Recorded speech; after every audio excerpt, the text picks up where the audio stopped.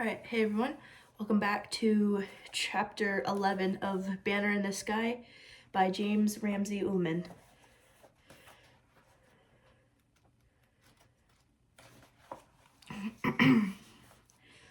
Chapter 11, Alone. There was the sky, there was rock and ice, there was a mountain thrusting upward into the blue emptiness, and at the foot of the mountain, a tiny speck.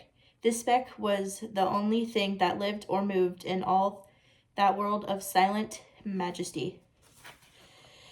Rudy climbed the white slope of the upper glacier. He did not hurry. He looked neither up at the peak nor down at the valley, but only at the ice flowing slowly past beneath his feet.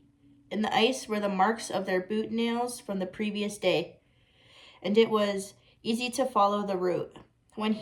When the slope steepened, there was the steps cut by Winter and Saxo with their axes. He had only to step up, balance briefly, step up again and again. With the steep cutting, it had required 2 hours to reach the Berg Scrundy. Today it took him perhaps a third of that time. Coming out on the rim of the great crevice, he approached the snow bridge, tested it, and crossed without mishap. Then, still following the trail of the day before, he threaded his way through the steep maze of the icefall. The seracs rose around him in frozen stillness, and Rudy's mind seemed frozen too. What he was doing was not a result of conscious choice or decision. It was simply what he had to do.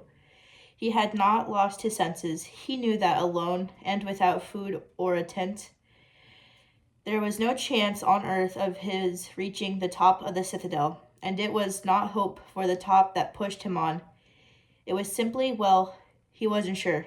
Perhaps simply the hope to set foot on the mountain, or more than the hope, the need of his body, his mind, his heart, to come at last to the place of which he had dreamed so long, to stand on the southeast ridge, to follow where his father had led, to climb, perhaps even as high as the fortress, which was as high as any man had gone. That was what he wanted, what he had to have.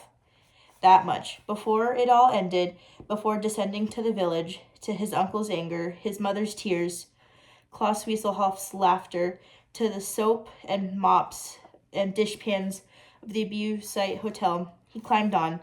The seracs slid past like a tall, hooded ghost, and then they dropped away behind him, and he came out at the base of the snow slope. Above him, he could see a trail of zigzagging footprints, extending perhaps halfway to the ridge and disappearing into smooth drifts where the avalanche had erased them. The drifts were huge, billowing, dazzling in the sunlight, but he knew that they were frozen overnight and that the sun was not yet strong enough to dislodge them. He shuffled his boots in the snow, and it was firm and dry. As Winter had said, the slope was safe in the morning. Even so, he was cautious as he climbed upward, testing every step before trusting his weight to it. And when he came to the avalanche area, he detoured to the left and kept as close as possible to the bordering rock wall so that he would have something to cling to just in case. But nothing happened. The snow stayed as motionless as the rock. In all that spreading wilderness, there was no movement except that of his own 2 legs plodding slowly on through the drifts. And then he stopped. There was a movement. He felt it rather than saw it. The merest flicker or shadow, not on the slope, but of the cliff high above. He tensed, peering upward. A stone fall? No. There was no sound, and then again there was the flicker, a moving speck of reddish-brown against the tall grayness of the rock. Suddenly, it leapt into focus. It was a chamois. For an instant it stood outlined on a crag, motionless, staring down at him. And Rudy, motionless too, stared back. Then the animal moved again, wheeled, vanished. It was as if the cliff had opened and swallowed it, and the stillness closed in again, even more absolute than before. Rudy moved on. Through the stillness, up the white slope, kick, step, he went, kick, step, and though the going through the deep drifts was slow, it was neither steep nor slippery, and his progress was steady. He looked back, and the ice vault was far below, ahead, and the ridge loomed near, and then at last, the great moment came, and the slope was beneath him. There was no longer snow under his feet, but solid rock. He took a step up, a second, a third, and stood on the southeast ridge of the citadel. Here he sat down and rested. He pressed his hands against the cold stone, as if to convince himself that he was really there, not on its glaciers, not on its approaches, but on the mountain itself. He looked down along the way he had come, and there, beyond the glacier and snowfield, forest and pasture, tiny and remote, lay a green valley of Kirtle. On the far side of the ridge, he could now see all the way to the village of Brawley. It was as if he were already on a mountaintop, with all the world below him, until he looked up, and then everything changed. Then he was no longer on a mountain summit, but at a mountain's base, and there was the whole great mass of the citadel still towering above him into the sky. His eyes moved slowly upward across the slanting wilderness of rock and ice. To the right was the east face, to the left the south, two monstrous, almost vertically precise soaring up out of the bounds of sight. Between them and joining them was the twisting spine of the southeast ridge, and while this too was steep, it was not so steep as the faces, and was broken up into a maze of towers, clefts, and ledges that at least offered the possibility of being climbed. From where Rudy sat, he could not see to the summit of the citadel, nor even to its high shoulder. Some 2,000 feet above him, the ridge flared up into the bold, broad promontory that was called the fortress, and what lay beyond it was hidden from view. There remained, Rudy knew, fully 2/3 of the mountain, another 4,000 feet of savage rock thrusting up and up to the final pyramid, but in practical terms, it was still as remote from him as when he had stared up at it through the blue miles from the valley below. The fortress was as far as he could see, and as far as he could go. If he could go that far, he looked at the sun and estimated it to be not quite noon. If he were to be down safely by dark, he could allow himself, perhaps 2 hours for going up? That meant about another hour to get back where he was. 3 o'clock, he figured, the times down the slope. The icefall, the upper glacier, yes, 2 hours up, and he could still be down to the hut by nightfall. Beyond the hut, he did not figure. He could not force his mind to think of it. He stood up, grasped his axe, then he began the ascent of the ridge. As he had judged from below, it was steep, but not too steep.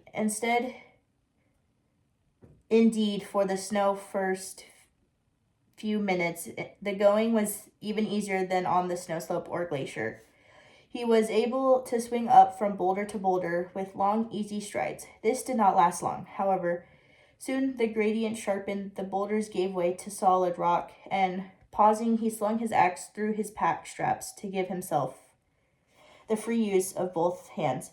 From here on, it would be real climbing. He worked up a series of slabs and gained 50 feet along a shallow gully for another 50. Then there was a bulge to be rounded and a wall to be scaled, but he chose his route carefully and negotiated both without trouble.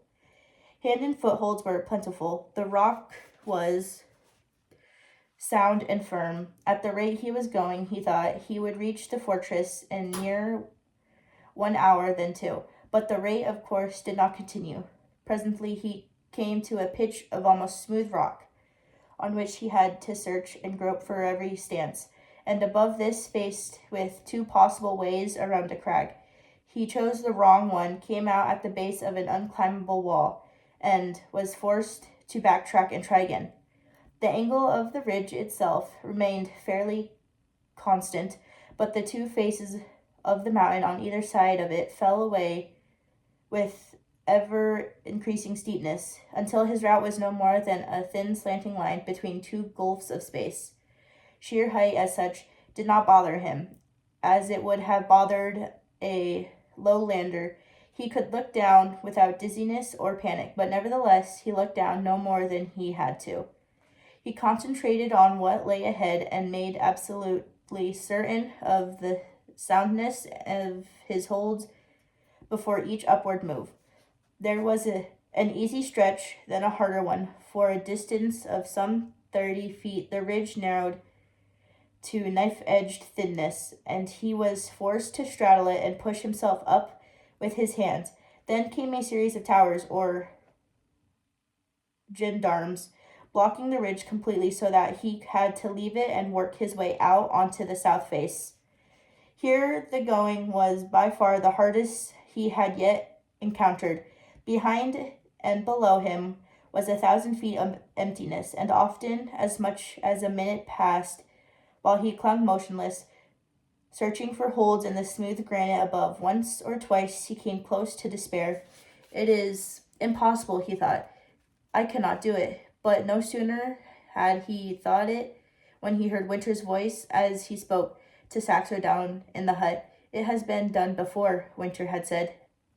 Rudy's lips tightened. His eyes narrowed. Yes, he knew it had been done before, and he knew who had done it before. He found his hold, pulled himself up, climbed on, and on. Beyond the gendarmes, the going was again easier. The ridge broadened, buckled, and slanted skyward like a vast ruined staircase. He moved up through absolute stillness. There was no wind now, and then a cold tide of air seemed to flow down from the heights above, pressing against his clothes and fingering through to the flesh. But the air made no sound. Earth and sky, mountain and valley, the whole world that spread above and beneath him was as transfixed as the world of a dream. And in all of it, only he, Rudy, was awake and moving and alive. He moved on. The stillness deepened. The cold, too, seemed to deepen, creeping through his clothing, through his flesh, into his blood and bones. Suddenly he stopped and turned. He felt a shadow behind him. But when he looked back, there was only the empty ridge slanting down into gray distance. He looked up. Was it the sun? No, the sun seemed the same as ever, yellow and flaming in the dark blue of the sky, and yet his eyes searched the cliffs on the far side of the snowfield. Perhaps he could find the Camyos again, find something, anything that lived and moved, but there was only rock and ice, space and stillness, only the shadow that still hovered about him, and the coldness that seemed to touch his very heart. Suddenly fear gripped him, fear far worse than that of falling, fear such as he had never known before in his life. I cannot go on, he thought wildly. What if this is the warning of the mountain, of the demons? He crossed himself. He dropped to his knees and closed his eyes. I do not believe in demons, he murmured, but only in my Father who is in heaven, only in him and in my other Father who has climbed on this mountain before me. He waited, motionless as the rocks around him, and slowly, blessedly, he felt the fear draining from his body and heart. When he stood up again, the coldness was gone, the shadow was gone. He studied the ridge above him, hitched up his pack, and began to climb. He climbed through the vast stillness alone, and yet somehow he knew no longer alone. For now his two fathers climbed with him. He stepped up, balanced himself, stepped once more, and stopped. Before him the ridge flared out into a curving, almost level platform, and beyond the platform rose a sheer wall of granite. As Rudy stared up at it, his heart was pounding, for he had reached the fortress. If he was tired, he did not know it. If it was growing late, he did not know it. All he knew, all that mattered, was that he gained his goal, that he was standing now on the highest point of the citadel that any man had reached before him. A wave of emotion filled him, different from any he had ever known. It brought no need to exult, to yodel, to shout and trumpet, as had always happened on his other lesser mountain victories. What he felt was too deep for that, too strong for that. A shout would have been a blasphemy in that high secret place to which he had come at last. Slowly his eyes moved upward over the great battlement before him, and he saw that it was indeed like a wall of a fortress, smooth, vertical, and impregnable. With a 50-foot ladder based on the platform, a man could have topped it, but without the ladder it might as well have been a wall of glass. He looked to the right, where it merged into the east face of the mountain, then to the left, where it joined the south face, and from that moment on he looked nowhere else, for he had seen what he was looking for. To the left, Captain Winter had said. That was Joseph Matt's way, and it would be his, Rudy Matt's way as well. He moved toward where the platform curved out of sight above the south face, and in a moment he was standing on the edge of an abyss. The platform still continued on, rather a narrow sloping ledge that formed an extension of the platform, and he carefully followed it around. He took 4 steps, 5, 6, and stopped.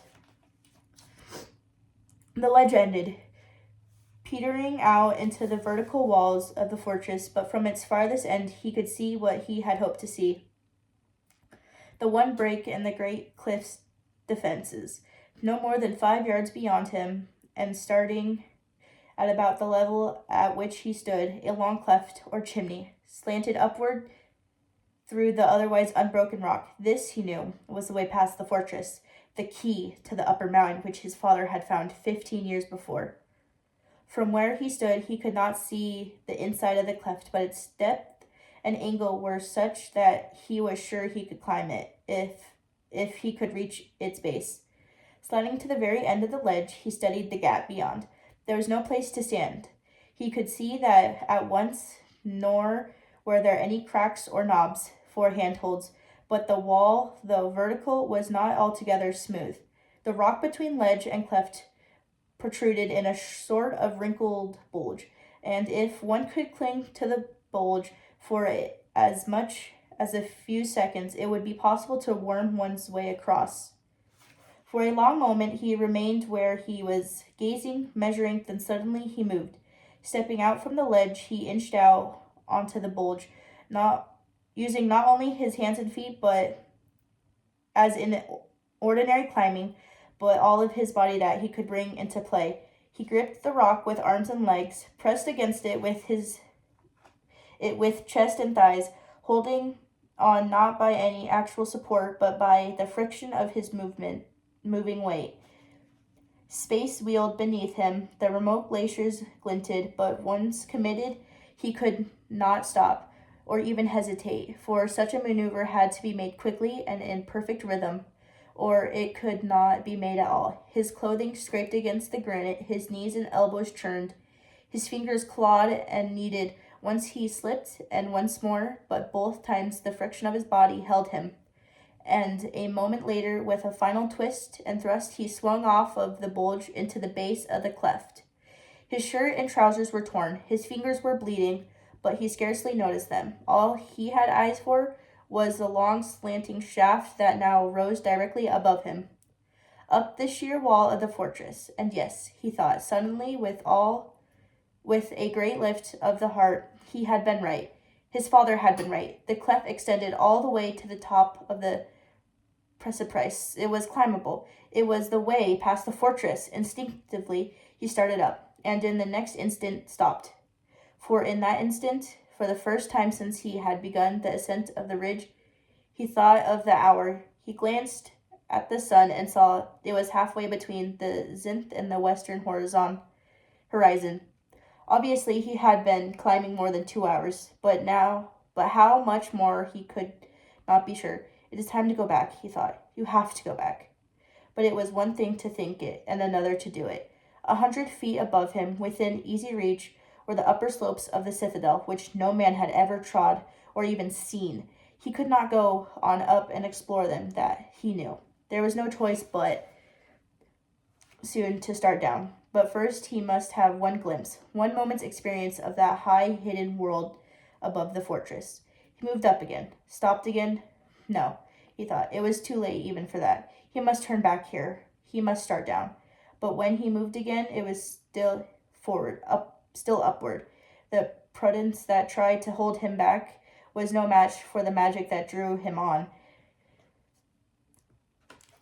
The lower third of the cleft presented no difficulties, then followed a stretch where it became a sort of narrow, smooth-walled shaft, which at first glance appeared impassable, but after some trial and error, he managed it by bracing his back against one wall, his feet against the other, and levering himself upward. Above this, in turn, was a chalkstone, a huge boulder wedged across the cleft. But this, too, he climbed successfully, and the last third of the way, like the first, was easy. Perhaps 20 minutes after entering the cleft, he emerged at its top onto a flat shelf above the cliff face, the first human being to have passed the grim barrier of the fortress. Now standing there in awe, Rudy Matt looked up at what no man's eyes had ever seen before. Starting directly in front of him, the southeast ridge, which had been blocked off by the fortress, continued its upward progress, twisting on and on until it at least merged into the great bulge of the mountain's shoulder. So great was the distance that it seemed he was again back at the foot of the peak, rather than a third of the way up its flank. But distance in itself was unimportant compared to the other thing he saw, and this was that the ridge appeared climbable to its very end. How it would go from there to the top of the shoulder, he was too far away to tell, nor could he see beyond the shoulder, for the final summit was still hidden behind its jutting cliffs. But up the ridge, at least, the way was clear. There would be problems, of course. There would be obstacles, but no obstacles so far as he could see. As formidable as the fortress, nothing that a skilled climber could not successfully surmount. A deep, almost fierce joy welled in the boy's heart.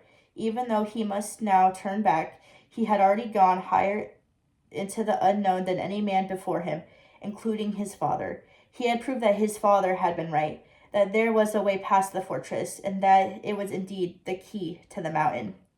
With his own eyes he had seen the way ahead, leading upward and upward. For another moment he stood there on the mountainside, alone in the emptiness, alone in the stillness, and then suddenly, no longer in stillness, for he had become aware of a sound.